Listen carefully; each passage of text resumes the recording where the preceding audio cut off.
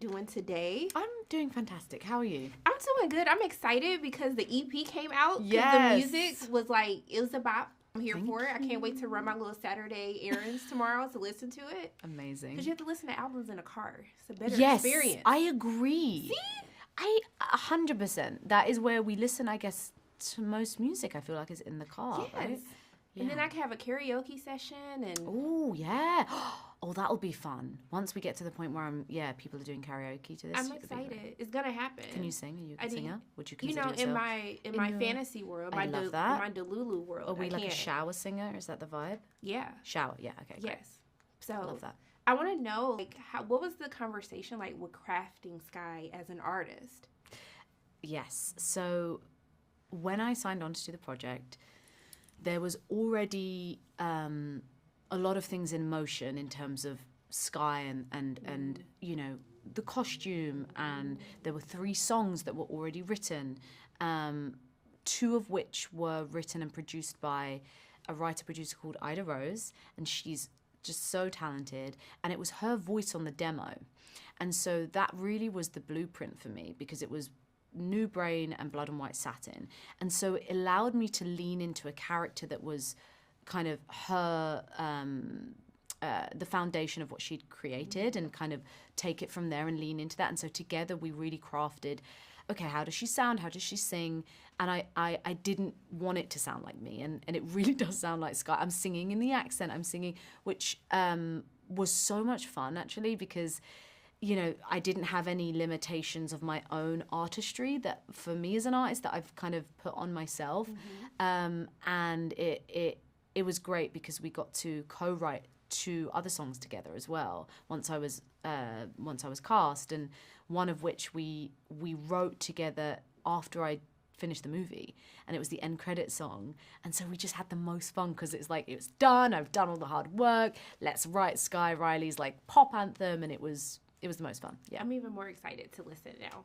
Okay, good. But one of the things that I really do love is this message about making sure that you're like prioritizing your mental health. Because I think that's a lot of what kind of got Sky, you know, outside of this curse that comes to her, you know, it kind of also altered that reality of what's real and what isn't. So what I want to know for you, especially being in this industry, how do you make sure that you're prioritizing of taking care of yourself? Yeah, that's a good question. I guess all of us to some degree,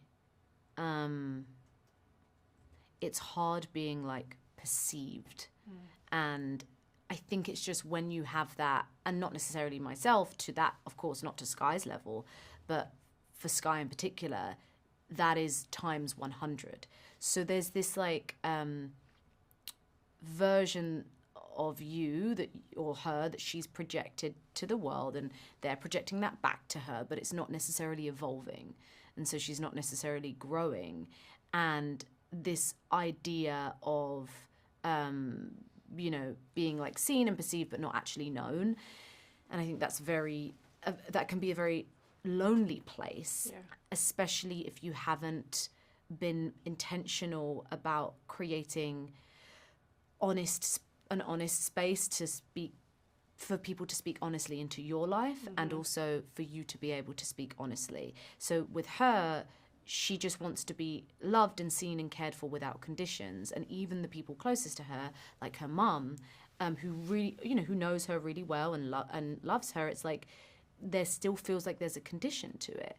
And I think that's really, you know, you're really watching a child just want to be loved, and that's kind of sad. And but yes, in terms of fame and this idea of being in the public eye, and I think it just adds fuel to the fire of things that are already maybe going on, because it's not the most conducive environment to work on oneself, if that makes sense. Yeah. You're right. I was ready to fight them. I was like, my baby crying out for help and y'all ignoring it, okay? All right? I mean, I know, right?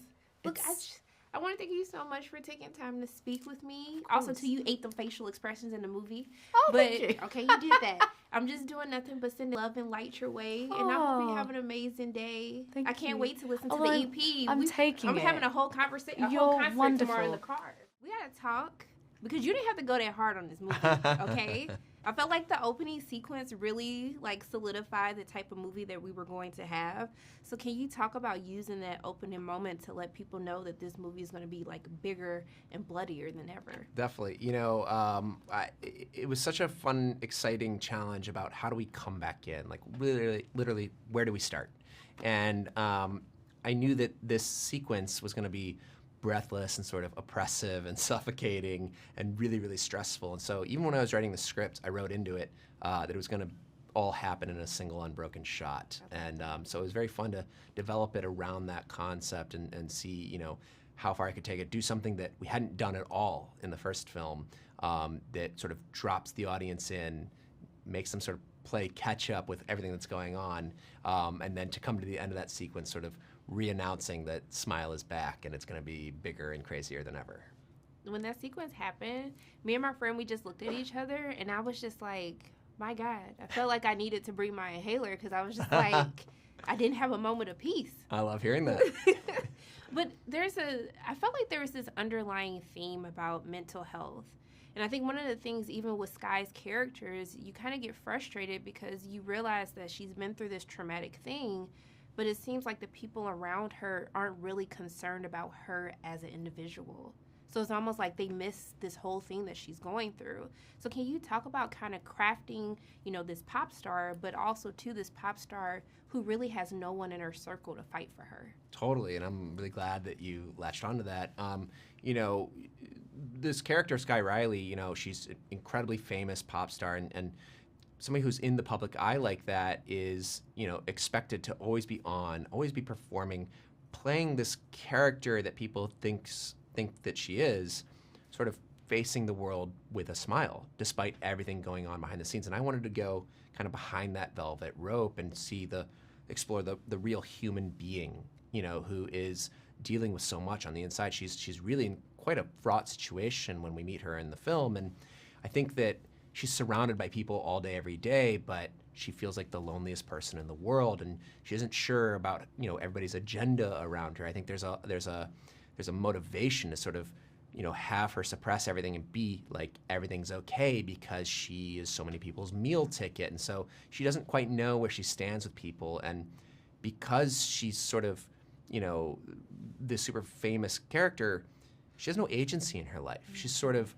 trapped in being this mega pop star, and it felt like such a right place to start for a Smile film. Look, because I was like, is no one going to help my girl? Like, she crying out, and y'all ignoring it, but fine, I'm going to let it go. But there's such a fun use of kind of this curse. It's kind of like, I would say, a choreographed, not to spoil it. Can you talk about crafting that moment? Because I just thought that was so fun. It was so smart, but it was still creepy at the same time. Awesome. That's one of my favorite scenes in the film as well.